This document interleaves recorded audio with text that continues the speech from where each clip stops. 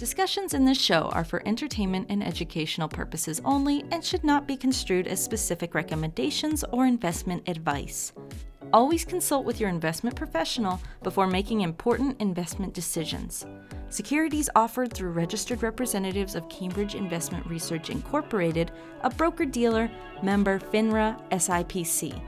Advisory services through Cambridge Investment Research Advisors Incorporated, a registered investment advisor. Cambridge and SmartPro Financial are not affiliated. The persons appearing on this podcast are clients of SmartPro. Any discussion is based upon individual client experiences and may not be representative of the experience of others and should not be considered a guarantee or indication of future success.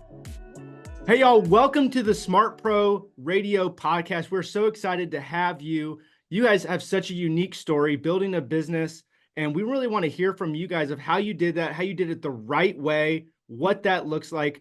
But, we had time to talk about that. We had time to talk about your business prior to recording, but introduce yourself to our audience and kind of tell us your story. Great. Hi, I am Jim Sharpe. We live in Mount Gilead, North Carolina. I'm here with my lovely wife for 25 years, Wanda. She is my high school sweetheart, and we have 6 children. I graduated from high school and went to work in our family plumbing company the day after graduation, and I've been there for 28 years, and which we still help operate today. Wow. Mm-hmm. So that business, you right out of school, you went right into it. Now, was this a thriving business when you got into it? Was this something that you just went, you know what? It's a family business. I guess I'm going to do this. Like, what was your thought pattern in doing that? So, I was just looking really for a summer job until I could go to college. Okay. And I really fell in love with the people and helping them.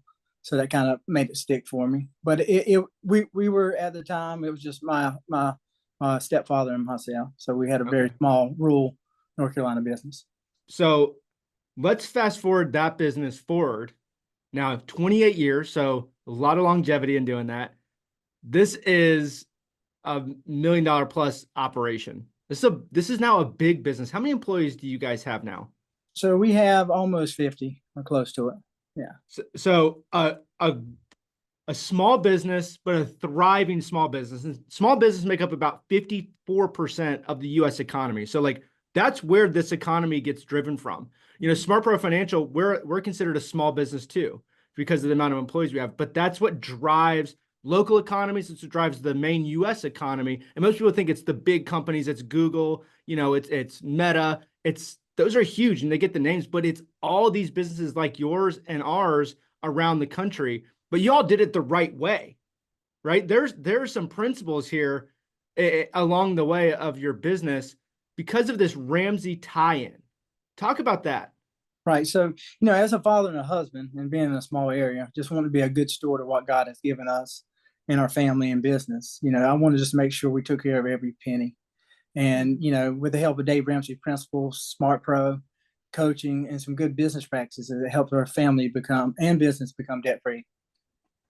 So a lot of business owners right now they're going to pause and they go, okay, family debt-free, got it. Because people view family money, like what's coming into your family unit, and business very different. But if you listen to Dave Ramsey, there is not this big difference. It's like this is the principled way to approach money and finance. And in business, that can be very difficult to do what you just said, debt-free. Right.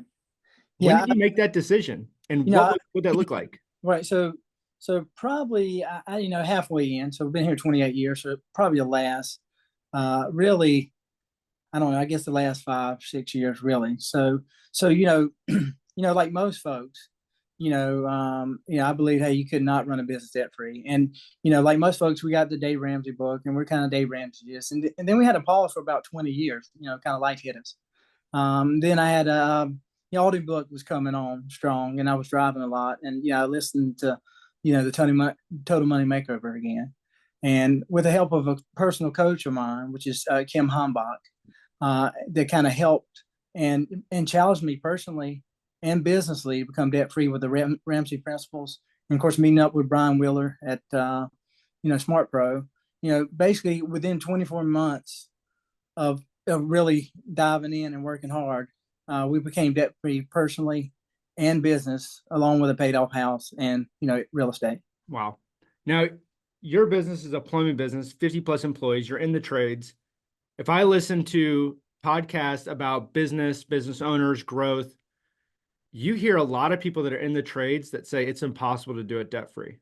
Ooh, I felt the same way, but I was challenged, like you say, by a financial coach, Kim Heimbach, and made me really rethink Yeah. the strategies. What would you say in doing that was the biggest hurdle you had to overcome? What was the biggest difficulty Well, in deciding to be debt free? one mindset, and then two, one of the things that helped us succeed was, we learned from books like EntreLeadership and Momentum and Delegation, and how really to grow our business at the speed of cash, and then be prepared to take advantage of any opportunities quickly because we had no debt and money saved up, which is really a game changer for us when you come to that. Mm-hmm. So growing the business, you go through this process. You mentioned that deciding you want to be debt free, some of those Ramsey principles, you knew them. They really came into play maybe more, not, I wouldn't want to say recently, but you mentioned at the beginning, we didn't run the business this way. No, sir. Okay. So did you notice a higher degree of success when you started implementing a different way of running the operation, the business, saying I want to be debt free? We look at it a little different. We're getting coaching, we're getting advice. Did you see this business change its direction?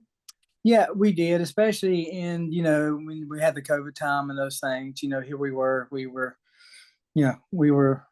we had enough setback to take care of our folks, which made it really good when things were uncertain.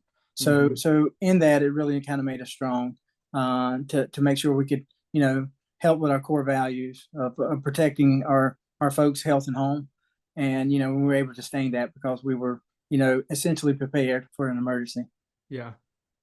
Wonder, how did you support Jim and growing the business from the beginning? Because that's difficult. A lot of times entrepreneurs and business owners put their family on the back burner, and not a way that's done maliciously. Mm-hmm. It's a way of trying to love them well by saying, I'm going to grow a business and build a legacy and have this opportunity, and I'm going to support my family. And as a business owner, especially men, we feel like we have to do that. It's our duty and our role. And sometimes what we can do is neglect the family unit because of that. Our time is spent doing that. We're on the road. I'm working weekends. I'm missing ball games. How did number one, did you feel that? And did that exist? And if it did, what helped you guys come to an understanding that, hey, this is not the route we want to go, but maybe there's a moment in time where you have to be supportive of that? Absolutely. So I think in any business, any relationship, you're going to have times when, there's more strain. But, when we work as a team, then, and you use the principles that you have goals set, and you're working together towards meeting those and making those happen. It makes it a lot easier to say, hey, I know you got to take a few extra hours here or there because there's an end to it. There's something in sight that we're both reaching for. So it makes it worth it. So absolutely. I think when you work together, then it kind of eases the stress of it. Mm-hmm. And one cool point is, Wanda didn't mention it, is, I was able to talk her to come to work for me right out of college because she went to college for nothing. So that's kind of where we started. So it was. So you guys were in it together. We were in it together. Yes. We were in it together, so it made it easier for me to understand because I was part of it and part of the growth and seeing the different milestones that we were able to meet together. It enabled us to build our relationship not only in our marriage but through growing in the business. So you guys have grown a great business. You have an amazing family. You've worked together. Tell us and the listeners that are maybe thinking about being in business, looking for spousal support, or working with their spouse right now, what was the biggest benefit and what is something that they need to look out for that you guys, what's a lesson learned that could have been a negative to that experience? So I think you have to give 100%. Both people have to be willing to sacrifice and know that it's not going to be perfect, but you are working together. So there's a reason for it, and just following along with what your plan is. Just being tenacious and continuing, not giving up. Yeah. Definitely is a sacrifice. Do believe as running a small business and been around other folks who run their small business, having Wanda there was absolutely crucial. Almost believe we still wouldn't be in existence because our company started in 1965. Yeah. So we're essentially third generation by age, and without Wanda's support, just that look in the eyes of like, hey, you got to work again, those type of things, knowing that, hey, we did have bills to pay, or, hey, we had to make these meet, or, we had to help, we got families to support, for the folks that work for us. So it was definitely just in those moments of not really having a plan B, and that we were going to make this work together, and, didn't really at the beginning know what it looked like, but, we just knew that, hey, we're in it together. So that made the difference. Yeah. No, that's great. Cause we see it now. I wouldn't say often, but we can see quickly in a business setting, if a business is going to survive or not, simply based on, do you have spousal support? Right. Like if you say, I'm starting a business, whatever it is, and your spouse isn't on board with you or doesn't support it or is so passive, doesn't know what's happening, generally that's not going to work out well. It's just not, because business is hard. Like growing a business, staying in business, a small business, no matter what it is, it's not easy. And you got to have that person that's in your corner more than anyone, I believe. I like to tell the story where we're sitting in our first home on our kitchen cabinet, and I told one of the grand plans that I had, and not enough money to do it, but she really believed in me in that point. And, I think that really made all the difference to know, hey, I could fail and I still had support. And we just, we figured it out together, so. Well, and I want to go back to something you said in your introduction of y'all and your story. And some of our listeners may have glossed over it, but you mentioned, hey, right after high school, I started working. Right. And the reason I want to go back to that is because there's kind of a myth out there, and it's a myth, but there is some factual basis behind it that, hey, if you go to college, you will make more money. But what the myth is that you have to go to college to have any kind of successful career. And I remember, there was a time in the early 2000s where it seemed like there was no opportunity to do anything if you didn't have a 4-year degree. And everyone had to pursue that. I remember where I lived in Georgia at the time, to just apply to be a firefighter or to be in public service, anything, you had to have a 4-year degree, and you hadn't previously. It was like a new requirement in 2002, 2003. And you saw this boom in college tuition, which then we see now is a huge epidemic of college debt that people graduate with, and they wind up getting married later, having less children, staying in debt longer, not owning a house. There's all these downhill, side effects of the college debt situation that we have. And so we always encourage people, try to go to school debt free, but also understand, is it something you really need for what you want to do? And the reason I bring it up is because you mentioned right out of high school, I'm going into business.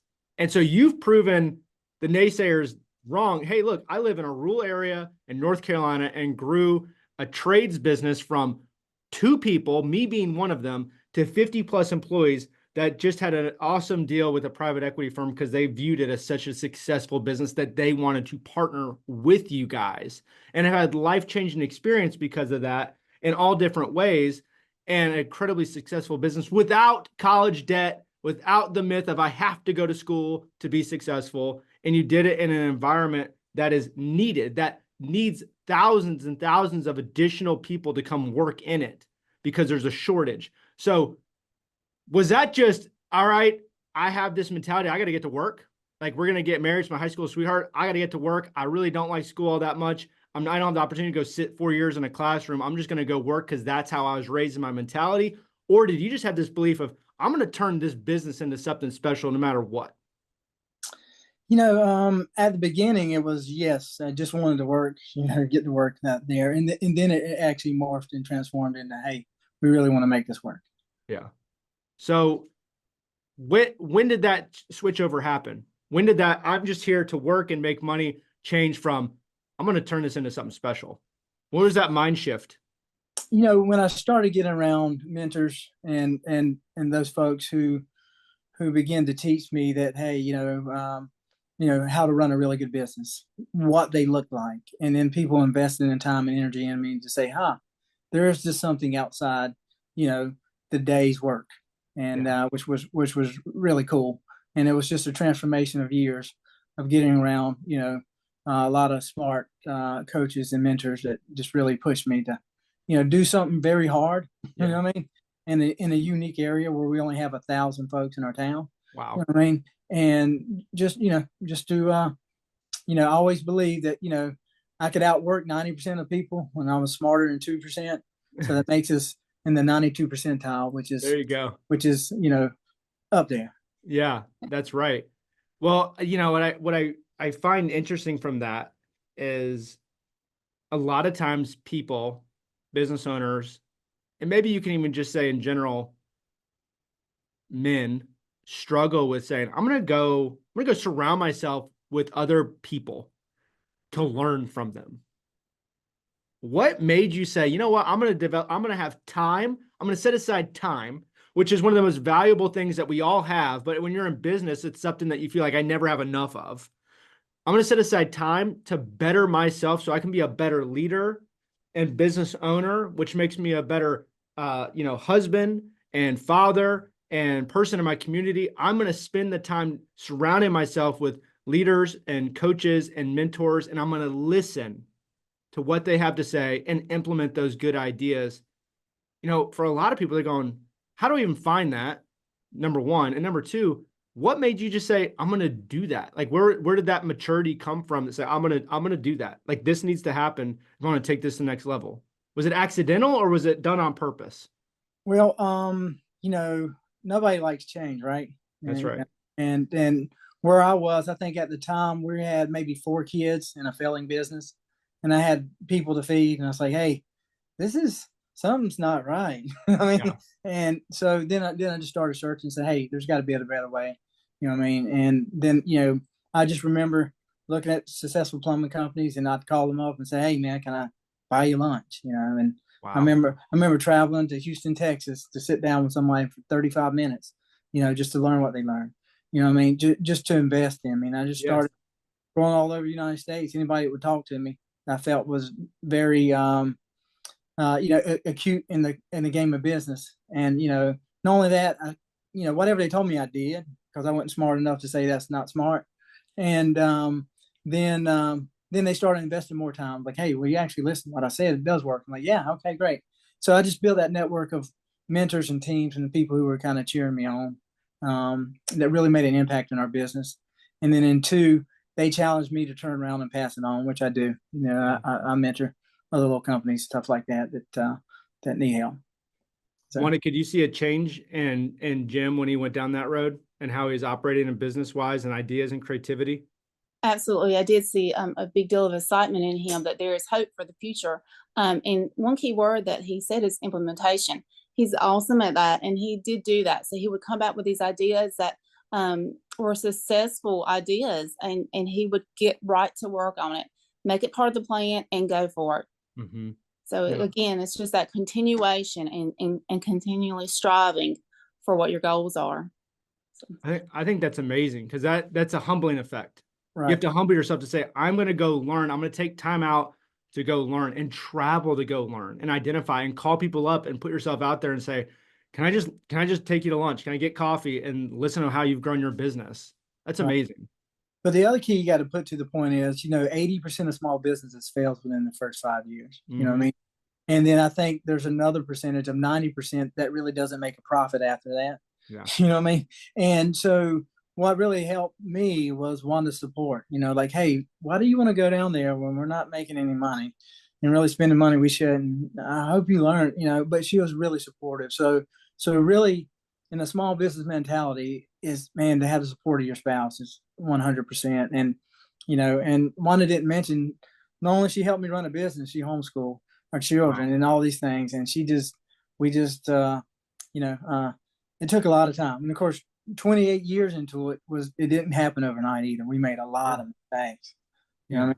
You're learning along the way. You're building the business. You're going through ups and downs market. That's awesome. That's a unique perspective that I think a lot of people need to have, that going and investing in yourself when it comes to learning and it comes to putting yourself out there and saying, I want to talk to other business owners in my field and do it in a way where I can actually talk to them and learn from their ideas and not be, combative or feel like, it's beneath you or time not spent, like you look at it and you go, that time doing that, like that's taken away from me being on a job site, or that's taken away from me doing whatever it needs to do to run the business. And then it stays the exact same. Like if you're not bringing in new ideas and doing things differently, it's going to stay the same. And right. I like that idea that you had of, okay, I'm going to go implement some change here and find out what other successful people are doing and emulate. Like that's awesome. So I think some people spend time thinking they have to create something that's never been done before, which is incredibly difficult, time consuming, and expensive. When you go, well, I'm going to look at what's been done that's successful and then bring that back and put those things into my business. And maybe I overlay some principles like being debt free and building the business differently than other people may. But ultimately, I'm going to do what's successful and emulate that. And that's an amazing thing. That's a great thing. And I think, that kind of leads into our next point is we talk about this Ramsey connection. And I want to jump back into that in a moment. But one of the things, if you go to the Ramsey Solution headquarters in Franklin, they have a lot of their core values written on the wall, whether it's in the stairwells or on the wall in their work environment. And one of them that was there, and I think they've kind of pared it down now. It used to be quite a few. One of them that always stuck out to me is we shoot sacred cows. And that was a way of saying, like, we're not going to allow the way we've always done something to dictate how we do it in the future. And a lot of times business owners, their business is a sacred cow. They put pressure on family to take it over. It's a legacy thing. It takes over their life. A lot of people have commingled finances with the business and their own personal. And so when the business needs money, they're the ones shelling out, dough. It can become this thing that's just so intertwined that it is naturally a sacred cow. And you had a different way of viewing it of, hey, I've been in this business 28 years. I've done all this into it. I have 6 children. Also, I'm open to selling it. Also, I'm open to partner with somebody in the future. Also, I want to know the valuation of my business and what it's worth. And so many business owners don't do that because they never are open to saying, do I want to sell this in the future? What does the future look like? Do I really want to have the pressure of my kids taking it over? Do they even want it? And you've kind of gone through this journey of making sure that your business isn't the everything in your life. How did you do that? Where you had to be, obviously, probably had to be intentional about that. Yeah. I'm just laughing because some of the things you just mentioned, that was us. I'm like, we must have told them we did all those things wrong. but we did every one of those. So, always been in a third generation business, per se, you always say they fail, I mean, and these things like that. So we're a fail. And so, and the sad part is, a lot of things you ran over, we tried and it didn't work. So what I did learn was this, is the important things we learned from entree leadership and maybe even delegation is my mindset started to change. And hey, look, I need to hire for integrity. I need to hire for people smarter than me. I need to put them in the right seat, instead of me taking that job, somebody else, because they were better than me at it, and just really get out of the way, because as small business owners, we think we got to touch everything in the world. You know what I mean? And, when I found out I didn't, they actually did a job a whole lot better than me. And the last thing I'm learning is, find a replacement for yourself. And when I started thinking like that, and an opportunity came when we did a really good job that someone wanted to be a growth partner with us, here we are, a debt-free company. And it just I had just got done reading that book, Momentum, when these things happen. And Ramsey talks about, hey, keep doing these things, and then momentum will hit, and it's just like, man, next thing you know, boom. So those things there. So, to me, that's how I kind of kept it from being a sacred cow. It was for a long, long time. But as my mindset shifted and I started being around those folks to say, hey, you're either going to try to sell this to your family or somebody else, or, I remember reading a book called Finish Big, which talked about, hey, what the transgression of a business, what you're going to do with it. Some people close it down, some people give it to their families, and what I didn't want to do is give my family a failing business. That would be a curse, not a blessing. Yeah. So a combination of those things changed my mind. And one of the things I did want to add for small business owners out there, if you're not evaluating the value of your company, you're doing a disservice to your family and the work that you have put in place. Because remember, you're going to sell your business sometime, whether to your family, to somebody else, or for a profit. And you want to make sure you run it as a business and not a hobby. Discussions in this show are for entertainment and educational purposes only and should not be construed as specific recommendations or investment advice. Always consult with your investment professional before making important investment decisions. Securities offered through registered representatives of Cambridge Investment Research Incorporated, a broker-dealer, member FINRA SIPC. Advisory services through Cambridge Investment Research Advisors Incorporated, a registered investment advisor. Cambridge and SmartPro Financial are not affiliated. How did you guys make sure that you were running it the right way? Because like you just mentioned the word profit. Right. And I want to sit there for a minute, because a lot of times business owners, they look out for everyone else, and their family comes last. Whether that's time, whether that's money, whether that's stress, them and their family generally will come last a lot of times. And business owners feel like that is showing integrity, and that's a good thing. But one of the things that Dave Ramsey talks about is, like, if your cup's not full, it can't overflow. Like, there's no, like, if you're not taking care of yourself and your family, business will not last. How did you make sure that profit was a good thing and it wasn't wrong, and that making sure that you and your family were growing a thriving business that was making money, not a hobby, but making money, was important, and that you had to take care of yourself? Right. So Jim is very much a numbers guy. He knows all about, the financial part of our business to a T. So that has very much helped us. Being open about it has helped us through the years as it did progress from, not making as much profit to being very profitable, knowing what we were pushing towards in that, setting those goals. And it's just helped us to focus together on knowing that that's the purpose of a business, right? You want to make that profit, you have to do that to grow.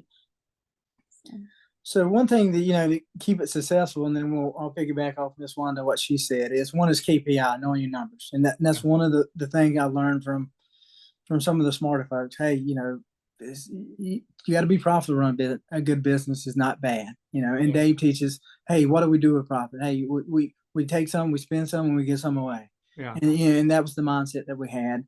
And then we just, then we were able to hire the right people with good profit, you know what I mean? And then just look for opportunities to create a culture of change, and then then really think big about adding new opportunities for add-ons for your business, your model. We took plumbing, now we do some septic pumping, now we do some other things, those things with profit, we're able to capitalize a niche in our area and be really good at those things. So one of the things that you mentioned is hiring. You said you hire for integrity. You want to hire smart people. You talked about hiring people that are better than you to fit positions. You just mentioned hiring in your last statement. Right.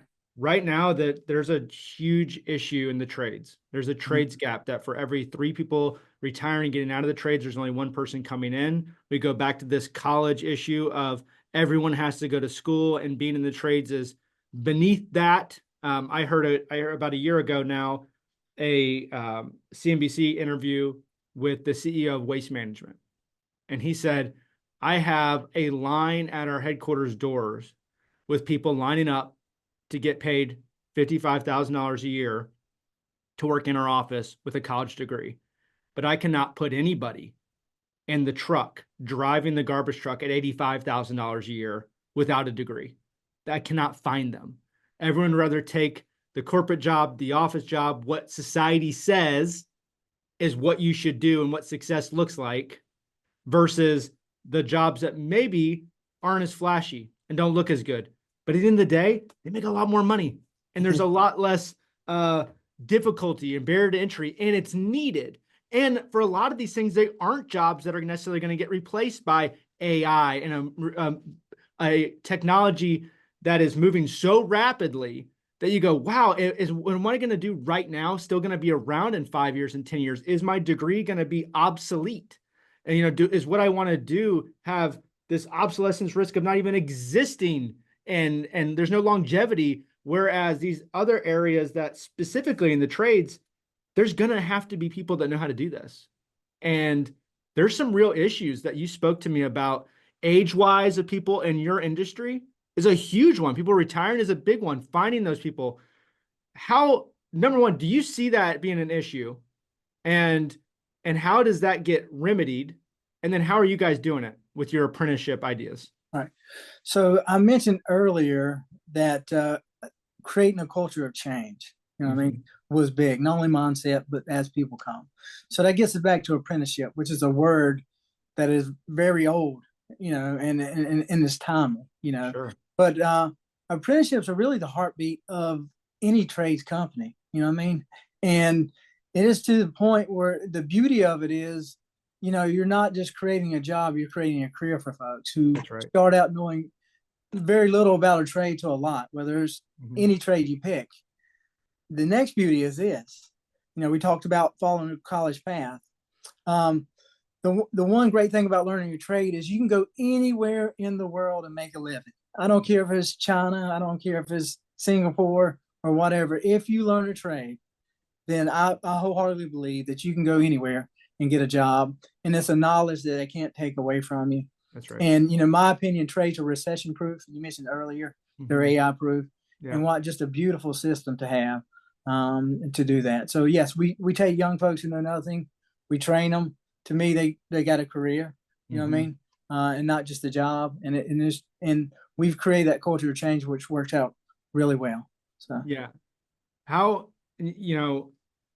looking at the plumbing industry, you mentioned that the average plumber is around 69 years old.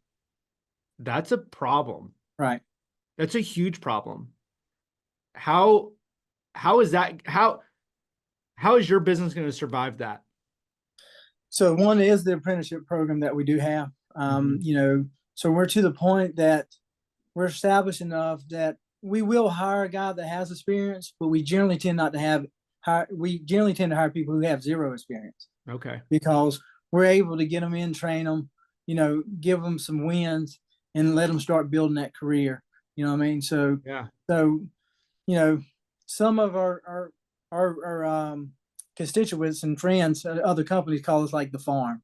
We really got into the niche of apprenticeship and I'm starting to speak all over the United States on kind of what we do in that. Yeah. It's not a new term. It's not a new thing. We just forgot about doing it. And we just put a big focus on, hey, we always have someone in training, and it really makes me nervous to come into a company that doesn't have an apprentices, because I know they're dying, and it's a real scary thing. So you guys got approached to have a business relationship, have an investor, private equity, whatever the terminology we want to use, right?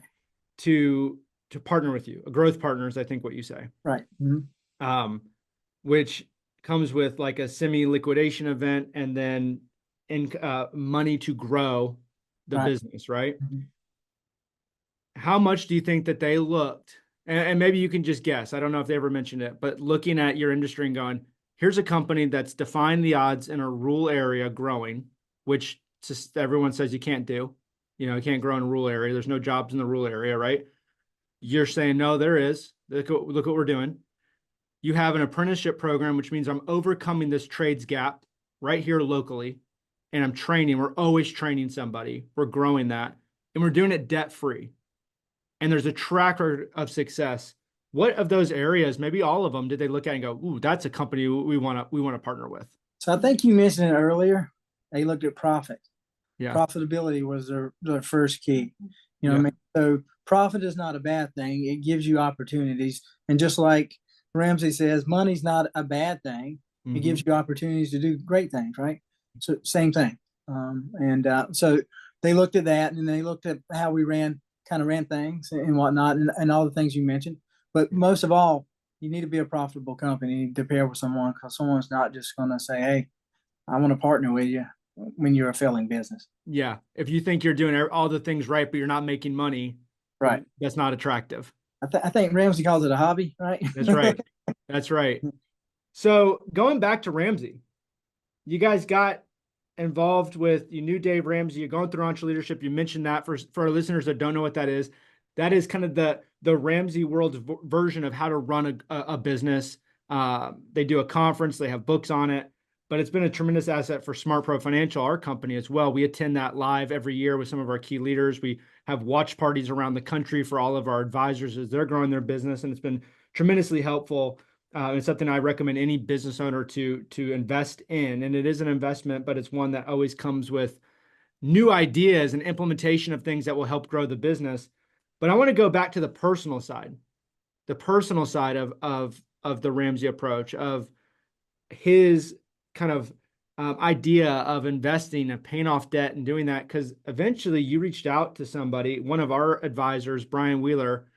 You reached out to a Smart Pro Financial advisor saying, hey, I want some help on my retirement. I want some help on managing my assets and money and how this works. What were you looking for in a financial professional, and what in this particular financial professional did you see that worked with you and your family? I'll let Wanda go first. She's been quiet for a little while, so let's let her go first, and I'll answer afterwards. Yes. So I think we were looking for a plan to follow, someone with a lot of knowledge that we could trust also. So in meeting Brian, he very much was a good match for us, because he was very trustworthy, very wise. I would say he was progressive in his way of leading us to understand, where to put our money. And it was a good fit. No. So I guess one thing for me was, I don't think Brian owns a suit. You know what I mean? And that was one of the things. Hey, we're on the same page. We can talk. But the one thing I did want to know, as listening to Ramsey and those things like that, I understood that investing took time. I understood that, hey, you just don't make money today. You know what I mean? And I understand the longevity and the plan of it. And Brian really took the time to. We kind of laid out what we thought we wanted, how our plan is going, and and of course, we have executed it very well. You know what I mean? To those points. So, and just really the humility, and hey, man, Brian's come to our house, sit down with us, let's talk about, hey, what are you saving for all these kids? These questions, just really a heart of a servant that I think really drove Ramsey to Smart Pro. Yeah. So just a great example of that. So I think two things that were key for us were the trust and the knowledge base that he had, gave us the confidence in him. Right. And Brian was there along the way. I remember having dinner with Brian and Kim when we paid off our home. Those things, they were just very active and really accomplishments that we had, not only for us, but just our whole family involved in it, and just went for the now. So it's pretty. I'm with you. If Brian owns a suit, it's probably camouflage, right? Like that's just how that brother rolls. So, but it's interesting of what you're talking about, because a lot of it is just what the Ramsey culture is. Like, hey, our we're not trying to go for what the rest of the industry is going for. Like, we're right here with middle America, what they're doing with business owners growing. It's very different than what the industry itself is trying to do with the, fancy building suit and tie atmosphere, the more kind of pushing back, like having an advisor meet you at your house, taking you out to dinner when you have successful events. It's kind of the Smart Pro difference that we try to do. And it's emulating that the Ramsey world and what they would want and how they would want, and how we would want people to be treated. because the investment stuff can be as complicated as possible, or it can be something that's simplified and looked at with that long view that you mentioned, and can be really done in a way that's more relational than the numbers. And the numbers certainly matter, but having somebody you can trust in your corner, especially when you're going through these life, events of, hey, our company is growing and it's been great, and look at these opportunities, and having someone in your corner that you can talk to and bounce ideas off of is so fantastic and really worth it. So that's and not great. to mention, Brian has been very proactive. A lot of books that I read, he actually sent to me. Pick them out myself. Yeah. And just really proactive as, being an acute and just a student of the game, even of investing. What I mean? As we sit down once a year, we meet, personally, and sometimes more if needed. But just to sit down and say, hey man, here's the game plan. Let's talk about it. Let's put it in country talk. That's right. And that's the part, another part I like. So. Yeah. Well, you guys have built a business really from over the last 28 years, from something that was struggling, getting into it, going, I'm going to do something right out of high school. No college, no big degree and all this coming behind you saying this is the way it's going to be done with my business school says this. It's learning on the ground of what works, what customers need, what you have to do to run a business, and putting those principles of staying debt-free, hiring people for integrity, training them, filling the trades gap with apprenticeship programs that historically have been there, but now aren't, and going back to some of that more ancient wisdom that's always existed and tapping into that, humbling yourself and learning from other people in the industry, and then doing it together, as a couple and as a family, has led to you guys having a multi-million-dollar business and really living the American dream of what so many people in business try to do. And so a big congratulations to you. As we wrap up this podcast, is there any last words of wisdom that you guys feel like you want to share with our listeners about your journey, or just whatever is on your mind as we close? No, just pretty much, we're just average folks doing average things over and over and over again, and they just work. I mean, you know what I mean? So, even with personal, business, and financial goals, and and that's what makes Ramsey so appealing. Is, man, it's just simple methods. Yeah. It is profoundly simple and simply profound.